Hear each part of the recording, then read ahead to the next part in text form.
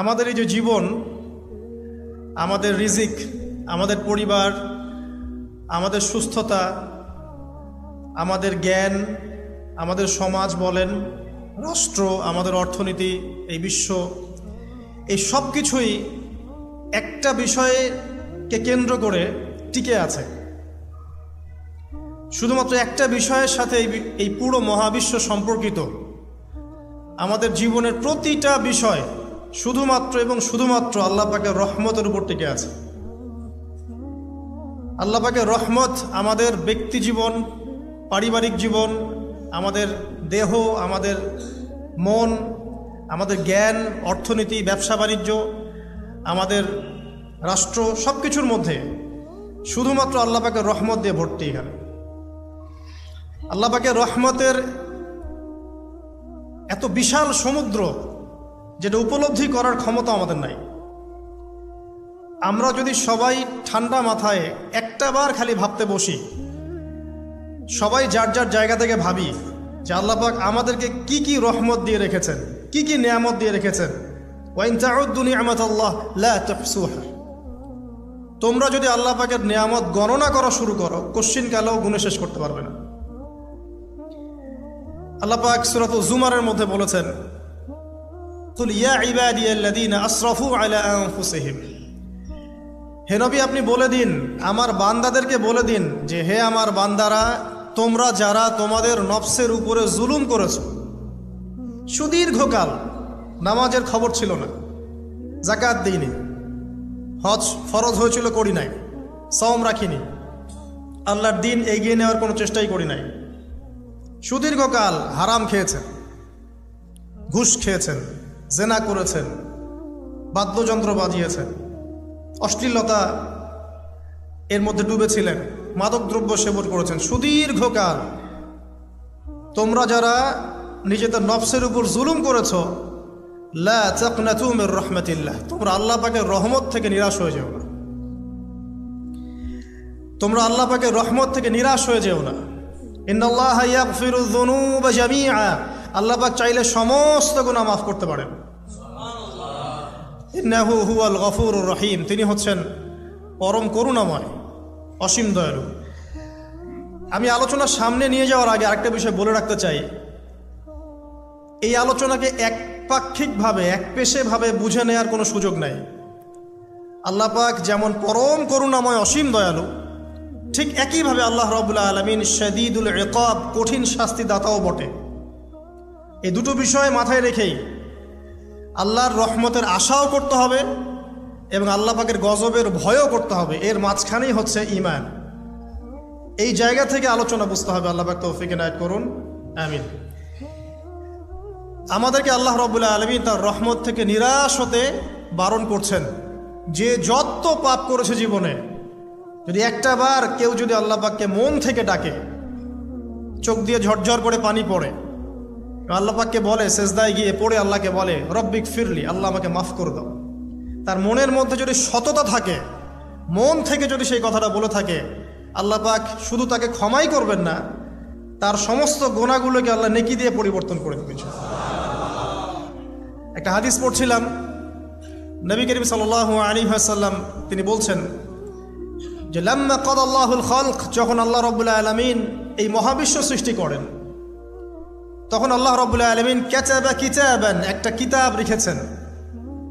একটা কিতাব আছে আল্লাহর কাছে, কাতাবা কিতাবান ফাহুয়া ইনদাহু ফাওকাল আরশ, যেই কিতাবটা আল্লাহর নিজের কাছে আছে, আরশের উপরে। সেখানে আল্লাহ পাক লিখে রেখেছেন, কি লিখেছেন? ইন্না রাহমাতি সাবাকাত গদাবি।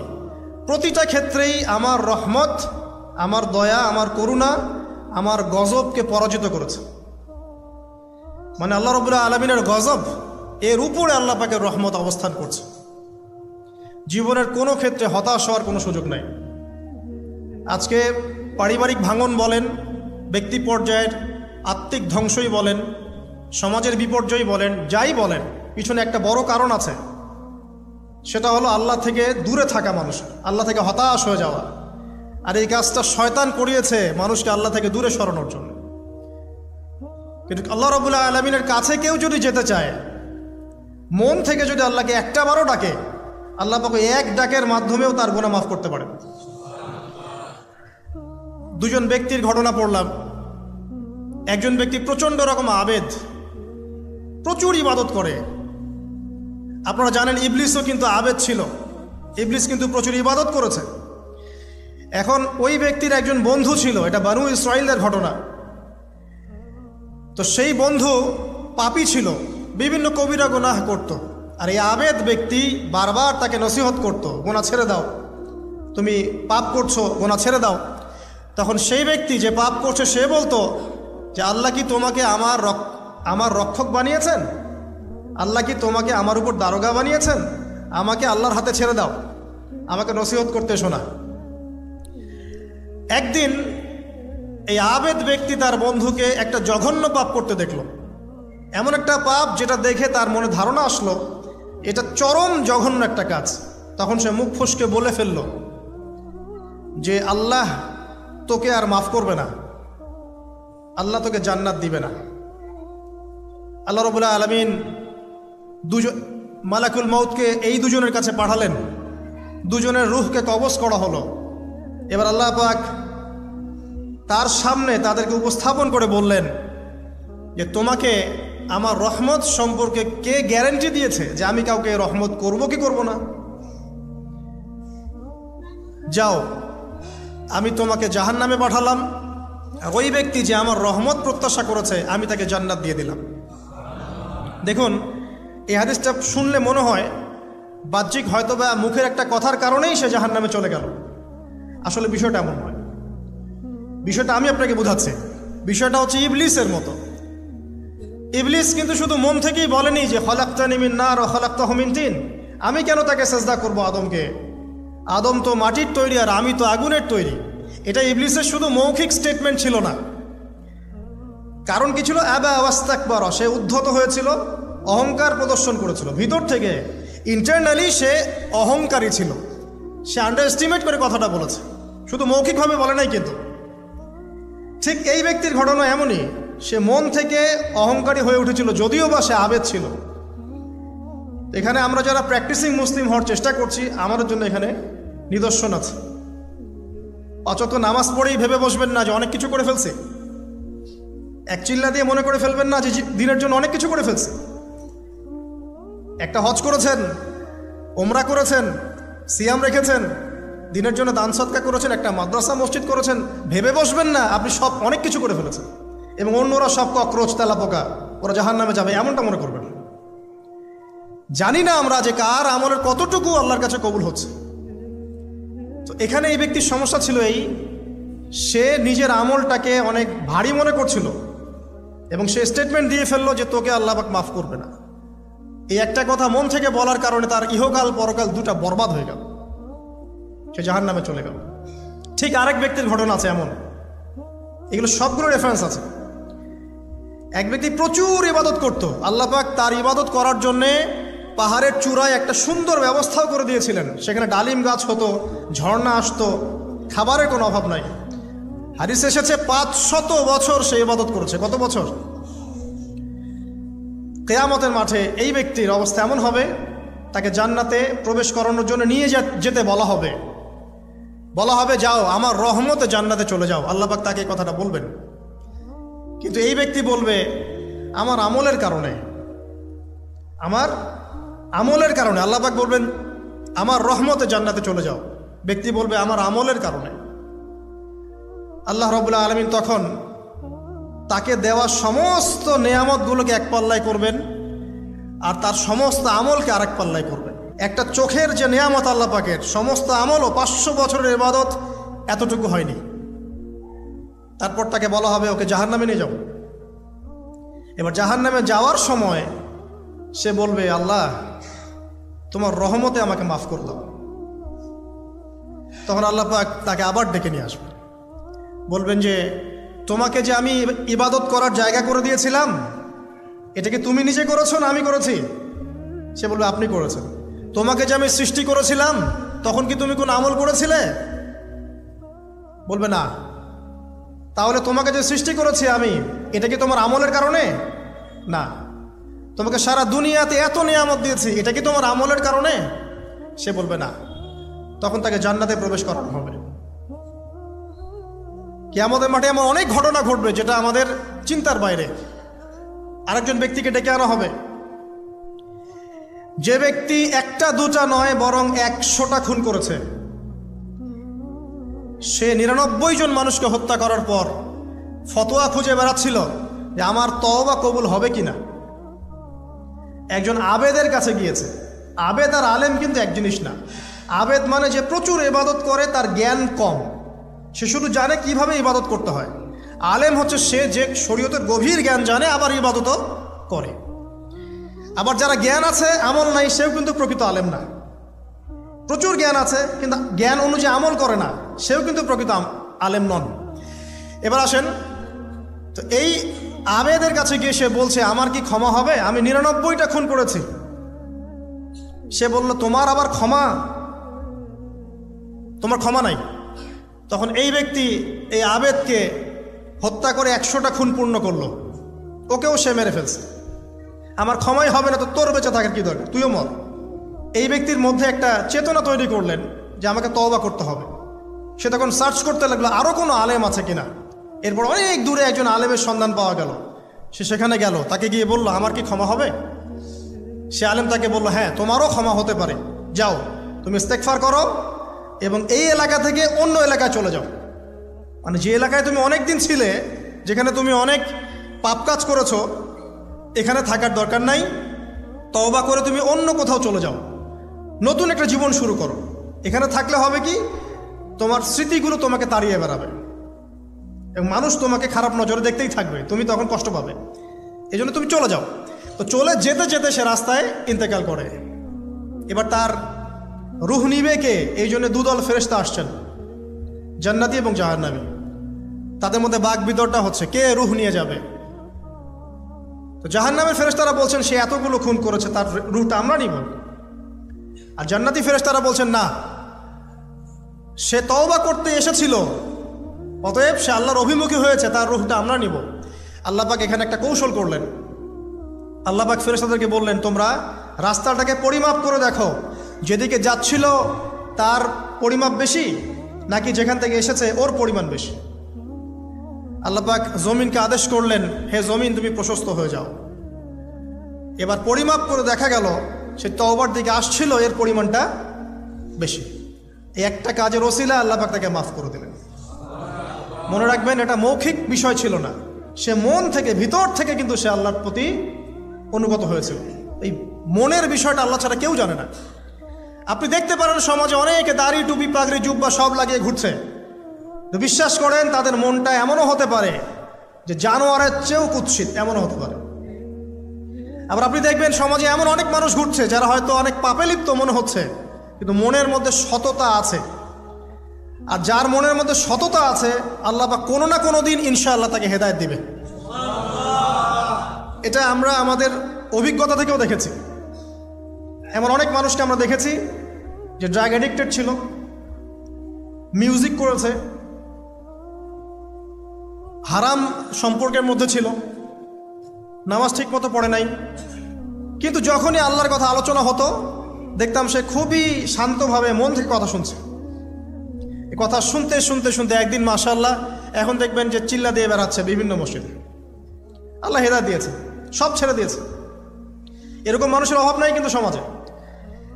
তো এখানে আল্লাহ পাকের রহমত বা দয়ার একটা উজ্জ্বল দৃষ্টান্ত দেখতে পারবেন। ঠিক এরকম আরও একটা ঘটনা আছে বনু ইসরাইলের। এক ব্যক্তি এত পাপ করেছে যে শেষে মৃত্যুর সময় সে সন্তানদেরকে ডাকছে, ডেকে বলছে যে আমি যখন মারা যাব আমার লাশটাকে তোমরা কবর দিও না, যদি আল্লাহ পাক আমাকে ধরতে পারেন তাহলে খবর আছে আমার। কি করতে হবে?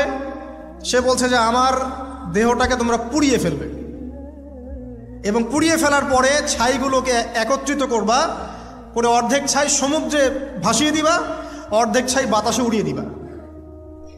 সন্তানরা তাই করলো।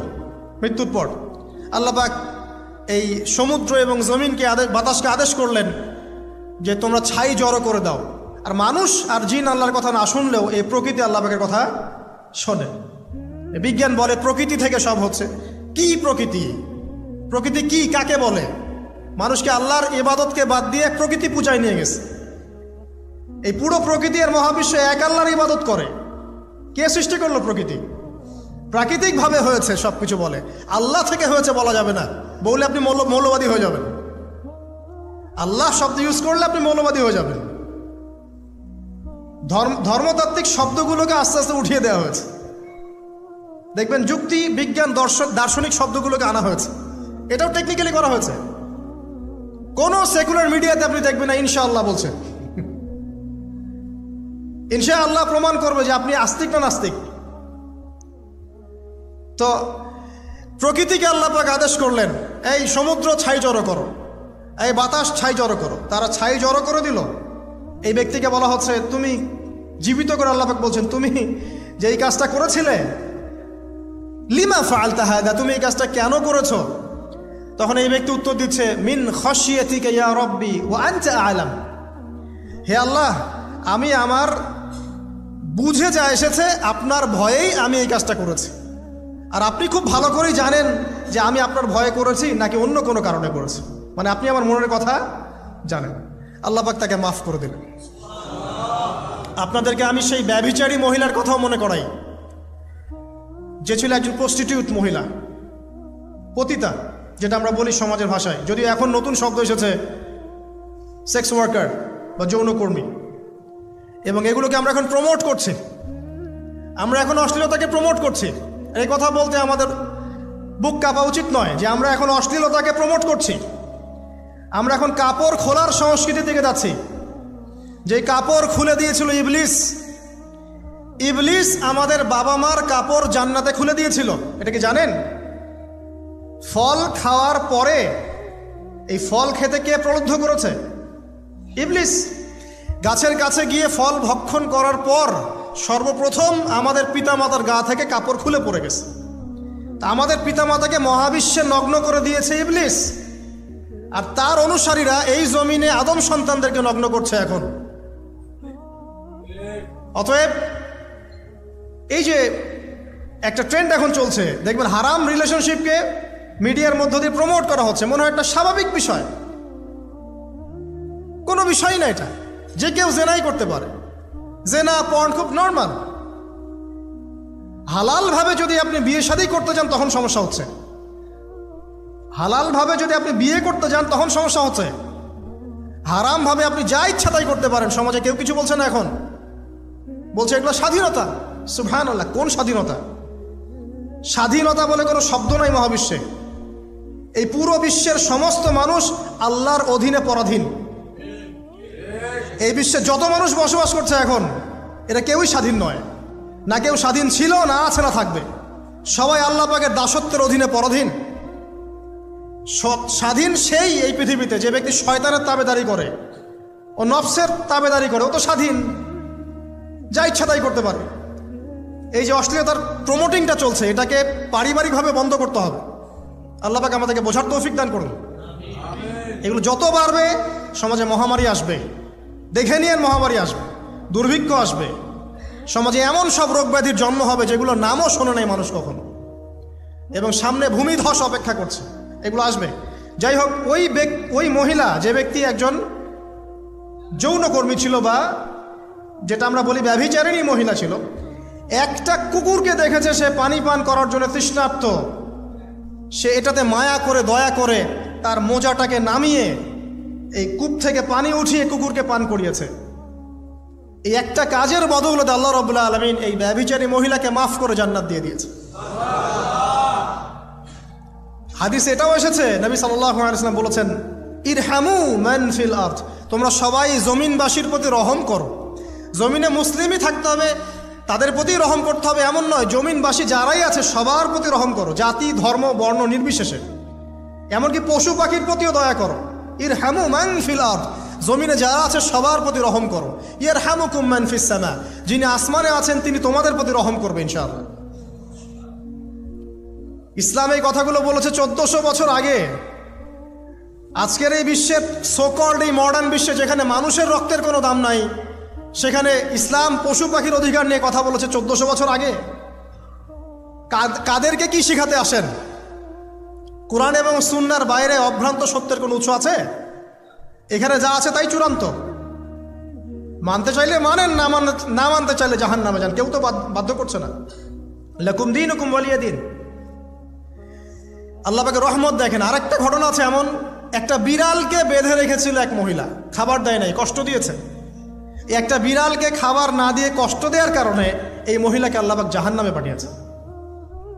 এরকম কত ঘটনা আছে, এই ঘটনাগুলো হাদিসের পাতায় বর্ণিত আছে। কোরআনে কি বলছে দেখুন। কোরআনের আমি কয়েকটা পয়েন্ট আপনাদেরকে খালি বলছি, এটা নিয়ে আমি সকালে ভাবছিলাম।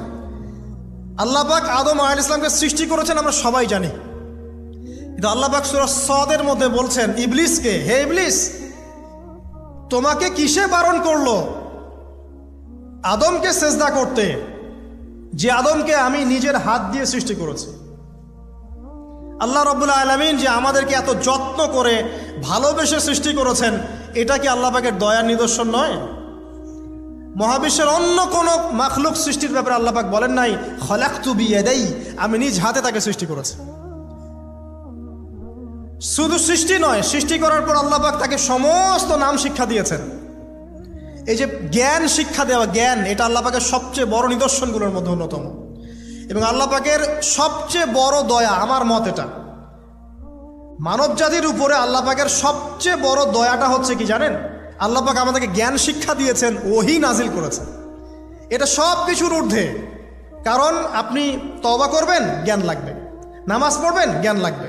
রোজা রাখবেন, জ্ঞান লাগবে। যাকাত দিবেন, ইলম লাগবে। আপনি দিনের যে কোনো আমল করেন, ইলম লাগবে। জান্নাত জাহান্নামের পথ খুঁজে পেতে হলে ইলম লাগবে। দেশ চালাবেন, ইলম লাগবে। অর্থনীতি চালাবেন, ইলম লাগবে। ইলম ছাড়া কিছু নাই, ইলমের উপরে কিচ্ছু নাই। এই ইলমটা আল্লাহ পাক কাকে শিক্ষা দিয়েছেন? আদম আলাইহিস সালামকে। আমরা তো শিখেছি সমাজবিজ্ঞান বইগুলোতে যে আমাদের পূর্বপুরুষরা নাকি গুহায় থাকতো আর গাছের ছাল পাতা খেয়ে থাকতো, তাই না? লতা পাতা খেয়ে থাকতো, গাছের ছাল পাতা খেয়ে থাকতো, পোশাক পরতো আর কি। বোগাস, ডাহা, মিথ্যা কথা। আল্লাহ রাব্বুল আলামিন সূরা বাকারা এবং সূরা আরাফ পড়ে দেখেন, আল্লাহ পাক বলছেন যে আদম আলাইহিস সালামকে আল্লাহ পাক সমস্ত নাম জ্ঞান শিক্ষা দিয়েছেন। মহাবিশ্বের যে প্রয়োজনীয় জ্ঞানগুলো আছে সেগুলো আল্লাহ পাক আদমকে শিখিয়েছেন আলাইহিস সালাম। ওয়াল্লামা আদামাল আসমাআ কুল্লাহা, আল্লাহ পাক আদমকে সমস্ত নাম শিক্ষা দিয়েছেন। আমাদের পিতা মাতারা মূর্খ ছিলেন না, তারা সৃষ্টি থেকেই জ্ঞানী ছিলেন। আদম আলাইহিস সালামের পারমাণবিক বোম বানানোর কোনো প্রয়োজন ছিল না, ছিল? বানান নাই। আপনার মধ্যে এই জ্ঞানটা আসছে কিভাবে? বাই ডিএনএ আপনি জ্ঞান পাচ্ছেন, কারণ আমরা আদম সন্তান। অনেক জ্ঞান আমাদের ভিতরেই আছে, এগুলো চর্চার মধ্য দিয়ে, গবেষণার মধ্য দিয়ে প্রস্ফুটিত হয় মাত্র। জ্ঞান ভিতরে আছে আমাদের, আমাদের পিতাকে জ্ঞানী করে পাঠানো হয়েছে। এই জ্ঞান শিক্ষা দেওয়াটা হচ্ছে আল্লাহ পাকের সবচেয়ে বড় দয়াগুলোর মধ্যে একটা। রহম করেছেন। শুধু তাই নয়, আদম আলাইহিস সালামকে এমন জ্ঞান শিক্ষা দিয়েছেন যে জ্ঞান ফেরেশতারা পর্যন্ত জানতো না। এটা কি দয়া নয়? এটা কি আদম সন্তানের প্রতি ভালোবাসা নয়? তারপরে সেজদা করিয়েছেন। মহাবিশ্বে অন্য কাউকে কি সেজদা করানো হয়েছে? কোরআনে কি এমন কোনো দলিল আছে যে আদম আলাইহিস সালাম ছাড়া অন্য কাউকে সব ফেরেশতারা সেজদা করেছেন? আছে? তাহলে এই যে সম্মান দেয় আল্লাহর পক্ষ থেকে, সম্মান কিসের ভিত্তিতে? সম্মান শারীরিক ক্ষমতার ভিত্তিতে? সম্মানটা কি কারণে? জ্ঞানের কারণে, ইলমের কারণে, জ্ঞানের কারণে সম্মান। এই সম্মান দেওয়াটা কি আল্লাহ পাকের রহমত এবং দয়ার নিদর্শন নয়? অতএব সম্মান পেতে হলে, আল্লাহর রহমত পেতে হলে সেই জ্ঞানের চর্চায় আবার ফিরে আসতে হবে। আপনি যদি আজও সেই ওহির জ্ঞানের চর্চা করেন, আল্লাহ পাক এই পৃথিবীবাসীর বুকের মধ্যে আপনার জন্য সম্মান পয়দা করে দিবেন ইনশাআল্লাহ। দেখে নিন, ওই সেই জ্ঞানী যদি আপনি এখনও চর্চা করেন, আজও আপনি সম্মানিত হবেন ইনশাআল্লাহ। ব্যক্তি চর্চা করলে ব্যক্তি সম্মানিত হবে, একটা পরিবার চর্চা করলে ওই পরিবার সম্মানিত হবে, একটা সমাজ যদি চর্চা করে সেই ওহির জ্ঞান, ওই সমাজ সম্মানিত হবে। একটা দেশে যদি আপনি ওই ওহিভিত্তিক জ্ঞান ছড়িয়ে দেন, পুরো দেশকে আল্লাহ পাক সম্মানিত করবে ইনশাআল্লাহ, পুরো জাতিকে সম্মানিত করবে ইনশাআল্লাহ। আরও সামনে যান, এই যে আদম এবং হাওয়া আলাইহিস সালাম গাছের কাছে চলে গেলেন, ফল খেয়ে ফেললেন, কারণ আমরা আদম সন্তান, ভুল করি। আল্লাহ পাকের সাথে সাথেই বহিষ্কার করে দিয়েছেন? না, আল্লাহ পাক তওবা করার জন্য কালিমা শিখিয়ে দিয়েছেন। সুবহানাল্লাহ, তাদের কালিমা জানা ছিল না। আল্লাহ পাক বলছেন ফাতালাক্কা আদম মির রাব্বিহি কালিমাত, আল্লাহ পাকের কাছ থেকে আদম আলাইহিস সালাম কিছু বাক্য শিখে নিলেন, যেই বাক্য দিয়ে ফাতাবা আলাই সে আল্লাহর কাছে তওবা করলো। কোন সেই বাক্য? সূরা আরাফে আছে, রব্বানা যালামনা আনফুসানা ওয়া ইল্লাম তাগফির লানা ওয়া তারহামনা লানাকুনান্না মিনাল খাসিরিন। এই দোয়া কে শিখিয়ে দিয়েছে? আল্লাহ। এই তওবার বাক্য যে শিখিয়ে দেয়, এটা কি দয়ার পরিচয় নয়? আমরা আল্লাহর কাছে ফিরে যাব, তওবা করব, ইস্তেগফার করব, এই জ্ঞানটা শিখিয়ে দেয়া কি আল্লাহ পাকের দয়ার পরিচয় নয়? তাহলে আমরা কিভাবে ক্ষমা চাইতাম? কিভাবে ক্ষমা চাইলে আল্লাহ পাক সমস্ত গুনাহ মাফ করবেন, এই পদ্ধতিগুলো বলে দেয়া কি আল্লাহ পাকের দয়ার পরিচয় নয়? তারপর সামনে যান, পৃথিবীতে নামিয়ে দিয়ে আল্লাহ পাক ক্ষান্ত হয়ে যাননি। আল্লাহ রাব্বুল আলামিন আসমান থেকে হেদায়েতের গ্রন্থ পাঠিয়েছেন, বলেছেন এই গ্রন্থের মধ্যে যা আছে মেনে চললে তোমরা আবার জান্নাতে ফিরে আসবে ইনশাআল্লাহ। আল্লাহ পাক আদম এবং হাওয়া আলাইহিস সালাম এবং আদম সন্তান সবাইকেই সৃষ্টি করেছেন, উদ্দেশ্য হচ্ছে আল্লাহ পাক আমাদেরকে জান্নাত দিতে চান। আল্লাহ পাক চান যে আমরা যেন জান্নাতে যাই। যদি আমরা জান্নাতে যেতে না পারি পরকালে, একটা কারণে যেতে পারবো না, অন্য একটা কারণ, সেটা হলো আমাদের নিজের দোষে। একটা কারণ, যারা জাহান্নামে যাবে মানুষ এবং জিনদের মধ্যে, নিঃসন্দেহে মহাবিশ্বে তারা ছাড়া জাহান্নামে যাওয়ার উপযুক্ত কেউ ছিল না। ও জাহান্নামে যাওয়ার উপযুক্ত ছিল বলেই আল্লাহ পাক তাকে জাহান্নামে পাঠাবেন। আর যারাই জান্নাতে যাবে প্রত্যেকেই শুধু আমলের বদৌলতে যাবে না, বরং আল্লাহ পাকের রহমতেই যাবে। আল্লাহ পাকের রহমত যাদের উপরে বর্ষিত হবে তারাই জান্নাতে যাবে ইনশাআল্লাহ। কে আমল দিয়ে যেতে পারবে না। যত আমলই করি বলা যাবে না এই আমলের বদৌলতে জান্নাতে যেতে পারবো। আল্লাহ পাক দয়া না করলে হবে না। আল্লাহ পাক চান যে আদম সন্তান যেন জান্নাতেই যায়। এই কারণেই সৃষ্টি করা, এই কারণেই আপনার ওহীভিত্তিক গ্রন্থগুলো পাঠানো, এই কারণে নবী রাসূল পাঠানো, আলেম ওলামা সৃষ্টি করা, মানুষকে সতর্ক করা, হায়াত দেয়া, বারংবার জীবনে চলতে ফিরতে আপনাকে অ্যালার্ম করা হয়, আল্লাহর পথে ফিরে আসেন, আল্লাহর পথে ফিরে আসেন। অ্যালার্ম করা হয় না? বিপদ দিয়ে আপনাকে অ্যালার্ম করা হয় আল্লাহর পক্ষ থেকে। আপনি চলতে পথে হোঁচট খান, আল্লাহ আপনাকে অ্যালার্ম দেন, ফিরে আসো। চলছেন বিপথে, আল্লাহ পাকে অ্যালার্ম দেন, ফিরে আসো। আল্লাহ পাকের পক্ষ থেকে কিন্তু এগুলো আসে।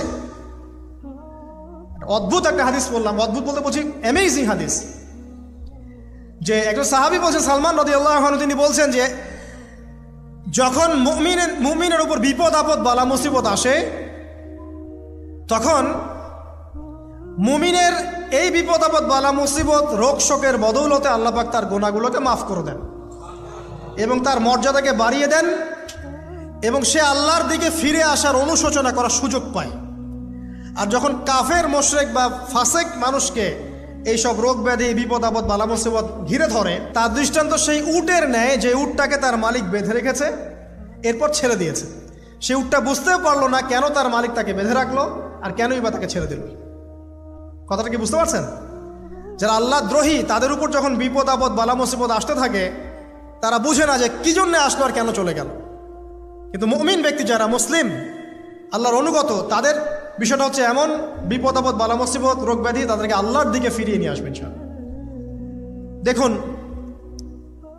এই যে পৃথিবীতে নামিয়ে দেয়া, এরপর আল্লাহর পক্ষ থেকে ঐশী গ্রন্থগুলো পাঠানো, নবী রাসূল পাঠানো, আলেম ওলামা পাঠানো, আপনাকে হায়াত দেয়া, আপনাকে রিজিক দেয়া, এই শ্বাস নেওয়ার ক্ষমতা দেয়া, আপনাকে জ্ঞান বুদ্ধি দেয়া, বিবেক দেয়া, যে আমি তার পাশে লাউ গাছ উৎপন্ন করলাম। কোন গাছ? খেতে পারেন, এর শাক এবং এই যে ফল, এটার মধ্যে নিঃসন্দেহে এমন এমন কিছু উপাদান আছে যেটা হয়তো আমরা জানিও না, আবিষ্কার করা হয়নি। তিনি সুস্থ হয়ে গেলেন, আলহামদুলিল্লাহ। কোথায় যাবেন? যে কোনো জায়গায় যান। নবী ঈসা আলাইহিস সালামকে চতুর্দিক থেকে আক্রমণ করছে ইহুদিরা। আল্লাহ রাব্বুল আলামিন তাকে এমন হেফাজত করলেন, তার কাছে তাকে উঠিয়ে নিলেন। এটা কি দয়ার পরিচয় নয়? এই যে একটু আগে তেলাওয়াত করলো শুরুর আগে নবী মূসা আলাইহিস সালামের ঘটনা। বনু ইসরাইল একটার পর একটা অবাধ্যতা করেই গেছে। আল্লাহ পাক তারপরেও তাদের কাছে নবী পাঠিয়েছেন, নবী মূসাকে পাঠিয়েছেন। ফেরাউনের মতো জালেম শাসকের হাত থেকে বনু ইসরাইলকে আল্লাহ পাক উদ্ধার করেছেন। এটা কি দয়ার পরিচয় নয়? নবী মূসা আলাইহিস সালাম গাছের নিচে বসে আছেন, খাবার নাই, বাসস্থান নাই, কিচ্ছু নাই, বরং তার গায়ে একটা অপবাদ দেওয়া হয়েছে যে তিনি নাকি একজন মানুষকে খুন করেছেন। অথচ তার ইন্টেনশন সেটা ছিল না। তিনি একটা ঘুষি দিয়েছেন লড়াই থামানোর জন্য, ওই এক ঘুষিতেই সেই ব্যক্তি ডেড। এবার তিনি গাছের নিচে বসে দোয়া করছেন, রব্বি ইন্নী লিমা আনজালতা ইলাইয়া মিন খায়রিন ফাকির। আল্লাহ, আমি নিঃস্ব অসহায় হয়ে এখানে বসে আছি, তুমি আমার উপর তোমার যে রহমত পাঠাবে আমি তার ভিখারি হয়ে বসে আছি। দোয়া করার সাথে সাথেই ওই শুআয়ব আলাইহিস সালামের মেয়ে হেঁটে হেঁটে চলে আসলো। তিনি স্ত্রী পেলেন, তিনি শ্বশুর পেলেন, একজন নবী পরিবার পেলেন, বাসস্থান পেলেন, চাকরি পর্যন্ত পেলেন। 8 বছর তিনি রাখালি করেছেন শুআয়ব আলাইহিস সালামের ফার্মের মধ্যে। দয়া মুহূর্তেই চলে আসবে, শুধু আল্লাহর দিকে অভিমুখী হলেই হয়, এগুলো দয়া। আইয়ুব আলাইহিস সালামের কথা মনে আছে না? দীর্ঘদিন রোগে ভুগছেন, চিকিৎসা হচ্ছে না, ভালো হচ্ছে না, শেফা হচ্ছে না। এখানে যারা আধ্যাত্মিকত্ব নিয়ে পড়াশোনা করেন, লেখালেখি করেন, তারা বলেছেন তাদের কিছু কিতাবের মধ্যে, রোগটা যখন এমন একটা পর্যায়ে চলে আসলো যে তিনি জিহ্বাটা নড়াতে পারছেন না, কারণ তিনি আল্লাহ পাকের জিকির করতে প্রচণ্ড ভালোবাসতেন। এক পর্যায়ে রোগটা এমন একটা জায়গায় চলে আসলো যে জিহ্বাটা তিনি নড়াতে কষ্ট হচ্ছে। তখন গিয়ে তিনি বলছেন, রব্বি আন্নী মাসসানি আদ-দুররু ওয়া আনতা আরহামুর রাহিমিন। হে আল্লাহ, আমাকে কষ্ট স্পর্শ করেছে, আর তুমি তো ক্ষমাকারী, রহমকারীদের মধ্যে সর্বশ্রেষ্ঠ রহমকারী। আমি জিকির করতে পর্যন্ত পারছি না, আল্লাহ আমার রোগটা শেফা দিয়ে দাও। বলার সাথে সাথে আল্লাহ রাব্বুল আলামিন প্রস্রবণ ঝর্ণা তৈরি করলেন, এখানে গোসল করো, শেফা হয়ে গেল। এগুলো কি রহমতের পরিচয় নয়?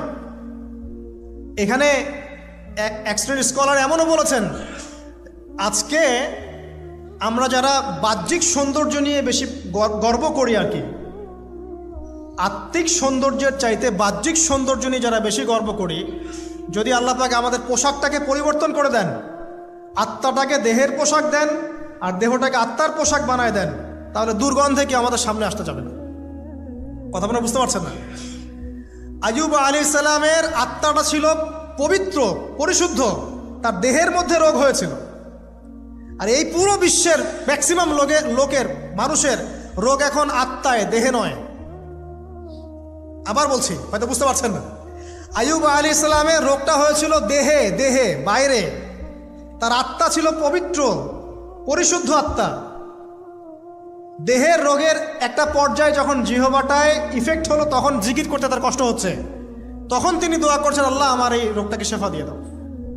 আর এখনকার পুরো জেনারেশন, এই সভ্যতার রোগ হচ্ছে ভিতরে আত্মায়। দেহের রোগের চাইতে এদের আত্মার রোগটা বেশি। এখন এই আত্মাটাকে যদি দেহ বানিয়ে দেওয়া হয় আর দেহটাকে আত্মার পোশাক পরিয়ে দেওয়া হয়, দুর্গন্ধে কেউ সামনে আসতে চাবে না এখন। তাই আইয়ুব আলাইহিস সালামের সেই দোয়া এখন আমাদের বেশি করা উচিত। রব্বি আন্নী মাসসানি আদ-দুররু ওয়া আনতা আরহামুর রাহিমিন। আল্লাহ, আমাদের আত্মায় রোগ এসেছে, এটাকে তুমি শেফা দাও। দেহের রোগ লেস ইম্পর্টেন্ট, আত্মার রোগটা বেশি ইম্পর্টেন্ট। এরকম নিদর্শন কোরআনের পাতায় পাতায় ছড়িয়ে আছে। আসহাবুল কাহফ, পুরো সমাজ ওদেরকে মেনে নিচ্ছে না, গুহায় চলে গেলেন, ঘুম পাড়িয়ে দিলেন আল্লাহ পাক। 309 বছর, কত বছর? 309 বছর একটা দোয়ার বদৌলতে। তারা বলেছিল, রব্বানা আতিনা মিন লাদুনকা রাহমা ওয়া হাইয়্যি লানা মিন আমরিনা রাশাদা। আল্লাহ পাক শুধু ঘুম পাড়িয়ে রাখলেন না, তাদের মধ্য দিয়ে আল্লাহ পাক পুরো একটা সভ্যতাকে হেদায়েত করে দিলেন। আলহামদুলিল্লাহ। যে সভ্যতা বিশ্বাস করতো না যে পরকাল বলে কিছু আছে, দাকিয়ানুস বাদশার সেই জুলুম থেকে আল্লাহ পাক এই 10 জন বা 9 জন যুবককে বাঁচালেন, ওদেরকে কিয়ামত পর্যন্ত কোরআনের পাতায় স্থান দিলেন, নিদর্শন বানালেন, এবং তাদের মধ্য দিয়ে একটা পুরো সভ্যতাকে হেদায়েত দিলেন। সুবহানাল্লাহ। যেখানে যাবেন এই নিদর্শন। আর কার কথা বলবো? যুলকারনাইন, মনে আছে? কোন সূরা আছে যুলকারনাইনের কথা? সূরা কাহফ। আল্লাহ পাক তাকে এমন রহমত করেছিলেন যে মাশরিক মাগরিব, মানে পূর্ব পশ্চিম পর্যন্ত তাকে রাজত্ব দিয়ে দিয়েছেন। আজকে তো আমরা এই সামান্য একটু ক্ষমতা পেলেই আমাদের কেউ চেনে না, গায়ে হাতি দেওয়া যায় না, ঠিক আছে? মানে তখন সে নিজেকে মনে করে যে সে এই পৃথিবীর সব কিছু, বাকি মানুষ আর মানুষ না। ক্ষণস্থায়ী সামান্য একটু ক্ষমতা দিয়ে দেখবেন আমাদের অবস্থা খারাপ। প্রত্যেকের ধর্মতাত্ত্বিক ক্ষেত্রেও যদি কাউকে আপনি একটু ক্ষমতাধর আলেম মনে করেন, দেখবেন অহংকারে বাঁচতেছে না। কারো একটু পপুলারিটি হয়ে গেছে, দেখবেন অহংকারে বাঁচতেছে না। আই ওয়াশ শোডাউনের জামানা তো এটা, যে যত পারে মানুষকে দেখাতে পারলে বাঁচে আর কি। কাজ হবে 5%, 95% হচ্ছে আই ওয়াশ। যে কোনো জায়গায়, ধর্মতাত্ত্বিক জায়গা বলেন, social, economical, political, world affairs, কাউকে যদি আল্লাহ পাক যাররা পরিমাণ একটু ক্ষমতা দিয়ে দিয়েছেন, ব্যাস তাকে আর চেনা যায় না। যুলকারনাইনকে আল্লাহ পাক আলাইহিস সালাম মাশরিক মাগরিবের ক্ষমতা দিয়েছিলেন। এত দাপট ছিল তার, যেদিকে সেনাবাহিনী নিয়ে যেতেন সেদিকে বিজয় করতে পারতেন। পড়ে দেখেন। আর এই ব্যক্তি কিন্তু আলেকজান্ডার দ্য গ্রেট নয়। পশ্চিমারা এখানে আবার একটা ষড়যন্ত্র করেছে। তারা বলে এই ব্যক্তি ছিল আলেকজান্ডার দ্য গ্রেট। এটা ভুয়া কথা। তিনি একজন আল্লাহ পাকের বড় ওলি ছিলেন অথবা নবী ছিলেন। কি ছিলেন আল্লাহ পাক এটা কোরআনে বলেননি, স্পষ্ট করেন নাই। তা আমরা ধরে নিচ্ছি আল্লাহ পাকের তিনি একজন শুকরগুজার বান্দা ছিলেন।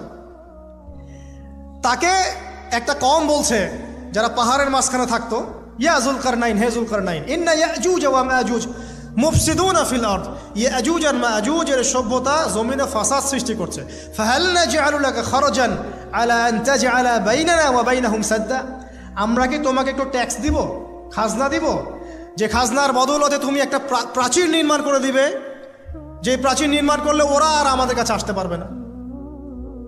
তখন এই প্রতাপশালী বাদশার স্টেটমেন্ট হচ্ছে এই, ক্বালা মা মাক্কান্নি ফীহি রাব্বি খায়র, আল্লাহ আমাকে যা দিয়েছেন তার পক্ষ থেকে এটা যথেষ্ট, তোমাদের এইসব ট্যাক্সের দরকার নেই আমার।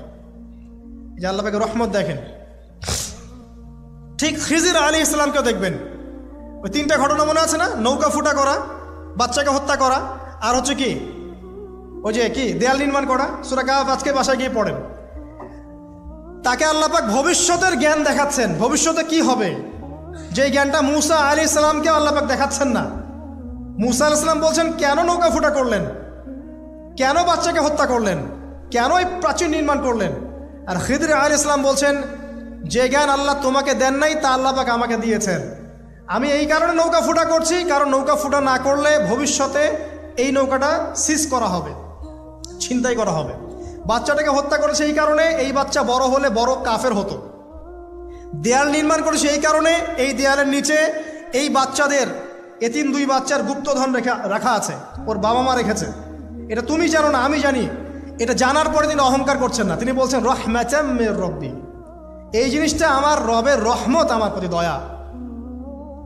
দুই শ্রেণী মানুষ আপনি পাবেন, এক যারা তাদের স্ট্যাটাস প্রতিপত্তি জ্ঞান এসবের অহংকার প্রদর্শন করবে, আর এক শ্রেণী যারা এগুলো আছে, যাদের এগুলো আছে বাট তারা বলবে এগুলো হাযা মিন ফাদলি রব্বি, এগুলো আমার রবের রহমত।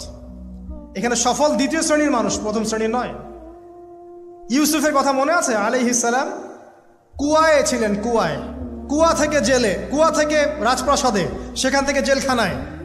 জেলখানার একটা মানুষ যে পরবর্তীতে মিশরের শাসক হবে, কেউ কি ভেবেছিল? কেউ ভেবেছিল? ওই সময় কেউই ভাবে নাই।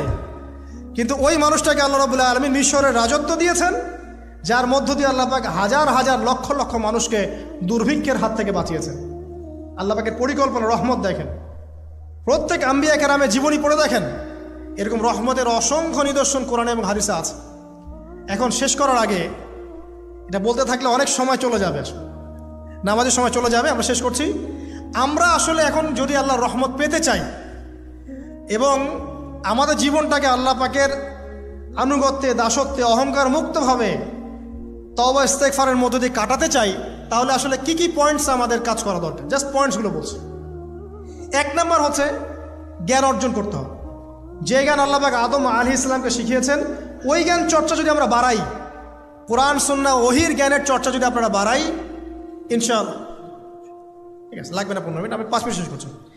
ওহির জ্ঞানের চর্চা যদি আমরা বাড়িয়ে দেই, দেখবেন ইনশাআল্লাহ আল্লাহ পাক আপনার সম্মান, আপনার রিজিক, আপনার প্রতি করুণা, দয়া, মায়া, মহব্বত সব বাড়িয়ে দেবেন ইনশাআল্লাহ। এটা প্রথম পয়েন্ট। প্রিয় ভাইয়েরা, যারা আজকে লেকচার শুনছেন বা যারা পরবর্তীতে অনলাইনে শুনবেন, ওহির জ্ঞানের চর্চা। আমি বলছি না আপনি ডাক্তার হবেন না, ইঞ্জিনিয়ার হবেন না, জেনারেল লাইনে পড়বেন, এই কথা আমি বলতে যাবো না কখনো। কারণ আমি জানি, আর কেউ বলুক না বলুক, অ্যাটলিস্ট আমি জানি এই ওয়ার্ল্ডকে ডিল করতে হলে বর্তমান এইসব আধুনিক জ্ঞানের কোনো বিকল্প নাই। কিন্তু এই জ্ঞানটার সাথে কোরআন সুন্নাহর জ্ঞান থাকতেই হবে। যখন এই দুইটা জ্ঞান একত্রিত হবে, ইনশাল্লাহ এই জাতিকে ঠেকানোর কেউ থাকবে না ইনশাল্লাহ। এই সহজ সরল কথাটা আমরা বোঝাতে ব্যর্থ হচ্ছি, অথবা কিছু মানুষ ইন্টেনশনালি এটাকে ঘুরিয়ে ফিরে উল্টা ব্যাখ্যা করছে। আপনি যে কোনো এডুকেশনের বেসে যান, ম্যাথামেটিক্সে যাবেন, অ্যালজেব্রায় যাবেন, আপনি কেমিস্ট্রিতে যাবেন, ফিজিক্সে যাবেন, বায়োকেমিস্ট্রি যাবেন, জ্যোতির্বিজ্ঞানে যাবেন, মেডিকেল সায়েন্স, প্রত্যেকটাতে দেখেন মুসলিমদেরকে খুঁজে পাবেন আপনি। প্রত্যেকটা গোড়াপত্তন গিয়ে আপনি দেখবেন মুসলিমদের হাতেই হয়েছে। আব্বাসীয় খেলাফত যখন ছিল তখন এই বাগদাদ ছিল জ্ঞানের রাজধানী। ওইরকম লাইব্রেরি কি বিশ্বে আর কখনো হয়েছে? এখন আমরা মনে করছি জ্ঞানের লাইব্রেরি মনে হয়, জ্ঞানের রাজধানী মনে হয় ব্রিটেন, হার্ভার্ড, কেমব্রিজ, অক্সফোর্ড। এরা কবে এসেছে ইতিহাসে? ইতিহাস কি 100 বছরের? হাজার হাজার বছর চলে গেছে। হিস্ট্রি পড়েন। তো এখানে আমার কথা হচ্ছে একদম ক্লিয়ার, নিট অ্যান্ড ক্লিয়ার, যে আমাদেরকে উভয় দিকের জ্ঞানই অর্জন করতে হবে, বোধ কোরআন সুন্নাহ এবং আধুনিক জ্ঞান। এই দুটো জ্ঞান যখন আপনি একত্রিত করবেন, ইনশাআল্লাহ দেখবেন আল্লাহ চাইতো কোরআন এবং সুন্নাহকে হাতে নিয়ে এই বিশ্বের চ্যালেঞ্জগুলোকে ফেস করা যাবে ইনশাআল্লাহ। আমাদের এই যে জীবন, আমাদের রিজিক, আমাদের পরিবার, আমাদের সুস্থতা, আমাদের জ্ঞান, আমাদের সমাজ বলেন, রাষ্ট্র, আমাদের অর্থনীতি, এই বিশ্ব, এই সব কিছুই একটা বিষয়কে কেন্দ্র করে টিকে আছে। শুধুমাত্র একটা বিষয়ের সাথে এই পুরো মহাবিশ্ব সম্পর্কিত। আমাদের জীবনের প্রতিটা বিষয় শুধুমাত্র এবং শুধুমাত্র আল্লাহ পাকের রহমতের উপর টিকে আছে। আল্লাহ পাকের রহমত আমাদের ব্যক্তি জীবন, পারিবারিক জীবন, আমাদের দেহ, আমাদের মন, আমাদের জ্ঞান, অর্থনীতি, ব্যবসা বাণিজ্য, আমাদের রাষ্ট্র, সব কিছুর মধ্যে শুধুমাত্র আল্লাহ পাকের রহমত দিয়ে ভর্তি। এখানে আল্লাহ পাকের রহমতের এত বিশাল সমুদ্র, যেটা উপলব্ধি করার ক্ষমতা আমাদের নাই। আমরা যদি সবাই ঠান্ডা মাথায় একটাবার খালি ভাবতে বসি, সবাই যার যার জায়গা থেকে ভাবি যে আল্লাহ পাক আমাদেরকে কি কি রহমত দিয়ে রেখেছেন, কি কি নিয়ামত দিয়ে রেখেছেন। ওয়া ইন তাউদ্দু নি'মাতাল্লাহ লা তুহসুহা। তোমরা যদি আল্লাহ পাকের নিয়ামত গণনা করা শুরু করো, কোশ্চিনকালেও গুণে শেষ করতে পারবে না।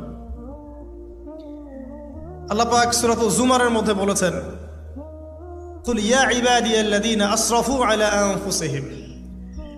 হে নবী, আপনি বলে দিন, আমার বান্দাদেরকে বলে দিন যে হে আমার বান্দারা, তোমরা যারা তোমাদের নফসের উপরে জুলুম করেছো, সুদীর্ঘকাল নামাজের খবর ছিল না, যাকাত দিইনি, হজ ফরজ হয়েছিল করি নাই, সওম রাখিনি, আল্লাহর দিন এগিয়ে নেওয়ার কোনো চেষ্টাই করি নাই, সুদীর্ঘকাল হারাম খেয়েছেন, ঘুষ খেয়েছেন, জেনা করেছেন, বাদ্যযন্ত্র বাজিয়েছেন, অশ্লীলতা এর মধ্যে ডুবেছিলেন, মাদকদ্রব্য সেবন করেছেন, সুদীর্ঘকাল তোমরা যারা নিজেদের নফসের উপর জুলুম করেছ, লা তাকনাতু মির রাহমাতিল্লাহ, তোমরা আল্লাহ পাকের রহমত থেকে নিরাশ হয়ে যেও না।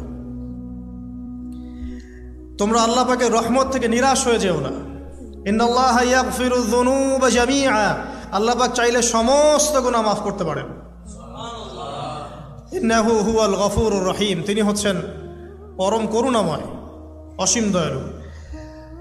আমি আলোচনা সামনে নিয়ে যাওয়ার আগে আরেকটা বিষয় বলে রাখতে চাই। এই আলোচনাকে একপাক্ষিকভাবে, একপেশেভাবে বুঝে নেওয়ার কোনো সুযোগ নাই। আল্লাহ পাক যেমন পরম করুণাময়, অসীম দয়ালু, ঠিক একইভাবে আল্লাহ রাব্বুল আলামিন শাদীদুল ইকাব, কঠিন শাস্তিদাতাও বটে। এই দুটো বিষয় মাথায় রেখেই আল্লাহর রহমতের আশাও করতে হবে এবং আল্লাহ পাকের গজবের ভয়ও করতে হবে। এর মাঝখানেই হচ্ছে ঈমান। এই জায়গা থেকে আলোচনা বুঝতে হবে। আল্লাহ পাক তৌফিক এনায়েত করুন, আমিন। আমাদেরকে আল্লাহ রাব্বুল আলামিন তার রহমত থেকে নিরাশ হতে বারণ করছেন। যে যত পাপ করেছে জীবনে, যদি একটা বার কেউ যদি আল্লাহ পাককে মন থেকে ডাকে, চোখ দিয়ে ঝরঝর করে পানি পড়ে, আল্লাহ পাককে বলে, সেজদায় গিয়ে পড়ে আল্লাহকে বলে রব্বিক ফিরলি, আল্লাহ আমাকে মাফ করে দাও, তার মনের মধ্যে যদি সততা থাকে, মন থেকে যদি সেই কথাটা বলে থাকে, আল্লাহ পাক শুধু তাকে ক্ষমাই করবেন না, তার সমস্ত গুনাহগুলোকে আল্লাহ নেকি দিয়ে পরিবর্তন করে দেবেন। একটা হাদিস পড়ছিলাম, নবী করিম সাল্লাল্লাহু আলাইহি ওয়াসাল্লাম তিনি বলছেন যে লাম্মা কাদাল্লাহুল খালক, যখন আল্লাহ রাব্বুল আলামিন এই মহাবিশ্ব সৃষ্টি করেন, তখন আল্লাহ রাব্বুল আলামিন কাতাবা কিতাবান, একটা কিতাব লিখেছেন। একটা কিতাব আছে আল্লাহর কাছে, কাতাবা কিতাবান ফাহুয়া ইনদাহু ফাওকাল আরশ, যেই কিতাবটা আল্লাহর নিজের কাছে আছে আরশের উপরে।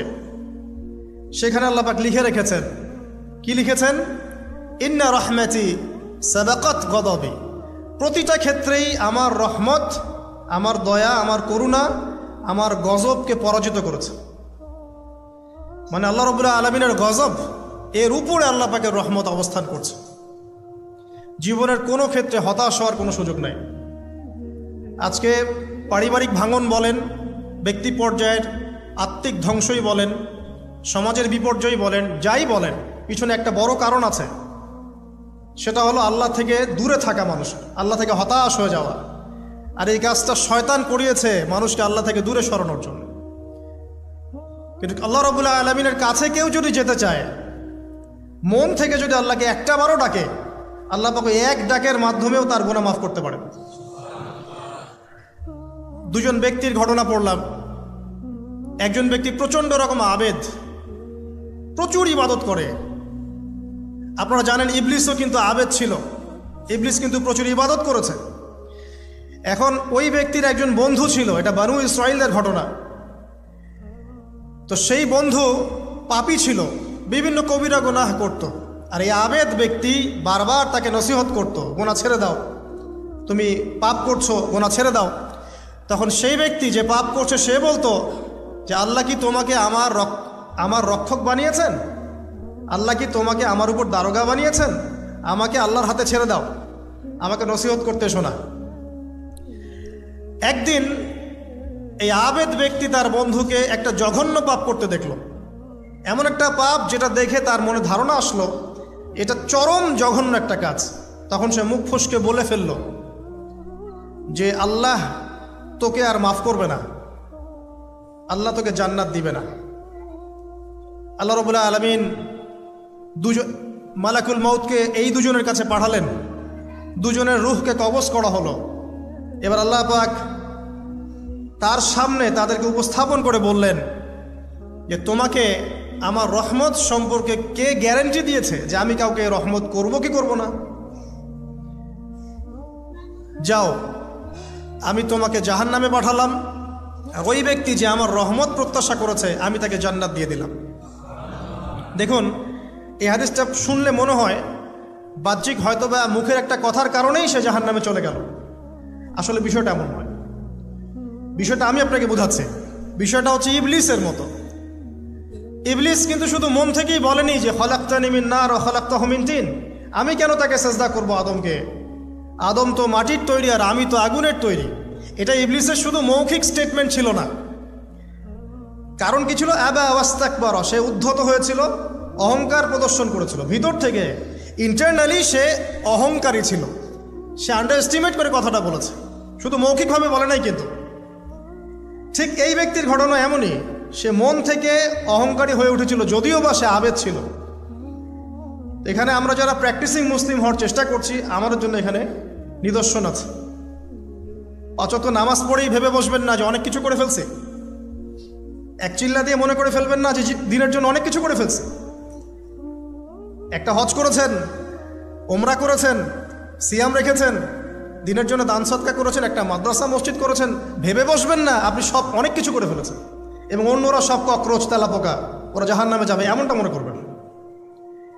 জানি না আমরা যে কার আমলের কতটুকু আল্লাহর কাছে কবুল হচ্ছে। তো এখানে এই ব্যক্তির সমস্যা ছিল এই, সে নিজের আমলটাকে অনেক ভারী মনে করছিল এবং সে স্টেটমেন্ট দিয়ে ফেললো যে তোকে আল্লাহ পাক মাফ করবে না। এই একটা কথা মন থেকে বলার কারণে তার ইহকাল পরকাল দুটা বরবাদ হয়ে গেল, সে জাহান্নামে চলে গেল। ঠিক আরেক ব্যক্তির ঘটনা আছে এমন, এগুলো সবগুলো রেফারেন্স আছে। এক ব্যক্তি প্রচুর ইবাদত করত, আল্লাহ পাক তার ইবাদত করার জন্যে পাহাড়ের চূড়ায় একটা সুন্দর ব্যবস্থাও করে দিয়েছিলেন। সেখানে ডালিম গাছ হতো, ঝর্ণা আসতো, খাবারের কোনো অভাব নাই। হাদিস এসেছে 500 বছর সে ইবাদত করেছে। কত বছর? কিয়ামতের মাঠে এই ব্যক্তির অবস্থা এমন হবে, তাকে জান্নাতে প্রবেশ করানোর জন্য নিয়ে যেতে বলা হবে যাও আমার রহমতে জান্নাতে চলে যাও। আল্লাহ পাক তাকে এই কথাটা বলবেন, কিন্তু এই ব্যক্তি বলবে আমার আমলের কারণে আল্লাহ পাক বলবেন আমার রহমতে জান্নাতে চলে যাও। ব্যক্তি বলবে আমার আমলের কারণে। আল্লাহ রাব্বুল আলামিন তখন তাকে দেওয়া সমস্ত নেয়ামতগুলোকে এক পাল্লায় করবেন আর তার সমস্ত আমলকে আরেক পাল্লায় করবেন। একটা চোখের যে নেয়ামত আল্লাহ পাকের, সমস্ত আমলও 500 বছরের ইবাদত এতটুকু হয়নি। তারপর তাকে বলা হবে ওকে জাহান্নামে নিয়ে যাও। এবার জাহান্নামে যাওয়ার সময় সে বলবে, আল্লাহ তোমার রহমতে আমাকে মাফ করে দাও। তখন আল্লাহ পাক তাকে আবার ডেকে নিয়ে আসবে, বলবেন যে তোমাকে যে আমি ইবাদত করার জায়গা করে দিয়েছিলাম, এটা কি তুমি নিজে করেছো না আমি করেছি? সে বলবে আপনি করেছেন। তোমাকে যে আমি সৃষ্টি করেছিলাম তখন কি তুমি কোনো আমল করেছিলে? বলবে না। তাহলে তোমাকে যে সৃষ্টি করেছি আমি, এটা কি তোমার আমলের কারণে? না। তোমাকে সারা দুনিয়াতে এত নিয়ামত দিয়েছি, এটা কি তোমার আমলের কারণে? সে বলবে না। তখন তাকে জান্নাতে প্রবেশ করানো হবে। কিয়ামতের মাঠে এমন অনেক ঘটনা ঘটবে যেটা আমাদের চিন্তার বাইরে। আরেকজন ব্যক্তিকে ডেকে আনা হবে, যে ব্যক্তি একটা দুটা নয় বরং 100টা খুন করেছে। সে 99 জন মানুষকে হত্যা করার পর ফতোয়া খুঁজে বেড়াচ্ছিল যে আমার তওবা কবুল হবে কিনা। একজন আবেদের কাছে গিয়েছে। আবেদ আর আলেম কিন্তু এক জিনিস না। আবেদ মানে যে প্রচুর ইবাদত করে, তার জ্ঞান কম, সে শুধু জানে কিভাবে ইবাদত করতে হয়। আলেম হচ্ছে সে যে শরীয়তের গভীর জ্ঞান জানে, আবার ইবাদতও করে। আবার যারা জ্ঞান আছে আমল নাই, সেও কিন্তু প্রকৃত আলেম না। প্রচুর জ্ঞান আছে কিন্তু জ্ঞান অনুযায়ী আমল করে না, সেও কিন্তু প্রকৃত আলেম নন। এবার আসেন তো, এই আবেদের কাছে গিয়ে সে বলছে আমার কি ক্ষমা হবে? আমি 99টা খুন করেছি। সে বলল তোমার আবার ক্ষমা? তোমার ক্ষমা নাই। তখন এই ব্যক্তি এই আবেদকে হত্যা করে 100টা খুন পূর্ণ করলো, ওকেও সে মেরে ফেলছে। আমার ক্ষমাই হবে না তো তোর বেঁচে থাকার কি দরকার, তুইও মর। এই ব্যক্তির মধ্যে একটা চেতনা তৈরি করলেন যে আমাকে তওবা করতে হবে। সে তখন সার্চ করতে লাগলো আরও কোনো আলেম আছে কিনা। এরপর অনেক দূরে একজন আলেমের সন্ধান পাওয়া গেল। সে সেখানে গেল, তাকে গিয়ে বলল আমার কি ক্ষমা হবে? সে আলেম তাকে বলল হ্যাঁ তোমারও ক্ষমা হতে পারে, যাও তুমি ইস্তেগফার করো এবং এই এলাকা থেকে অন্য এলাকায় চলে যাও। মানে যে এলাকায় তুমি অনেক দিন ছিলে, যেখানে তুমি অনেক পাপ কাজ করেছো, এখানে থাকার দরকার নাই। তওবা করে তুমি অন্য কোথাও চলে যাও, নতুন একটা জীবন শুরু করো। এখানে থাকলে হবে কি, তোমার স্মৃতিগুলো তোমাকে তাড়িয়ে বেড়াবে এবং মানুষ তোমাকে খারাপ নজরে দেখতেই থাকবে, তুমি তখন কষ্ট পাবে। এই জন্য তুমি চলে যাও। তো চলে যেতে যেতে সে রাস্তায় ইন্তেকাল করে। এবার তার রুহ নিবে কে? এই জন্য দুদল ফেরেশতা আসছেন, জান্নাতি এবং জাহান্নামী। তাদের মধ্যে বাক বিতরটা হচ্ছে কে রুহ নিয়ে যাবে।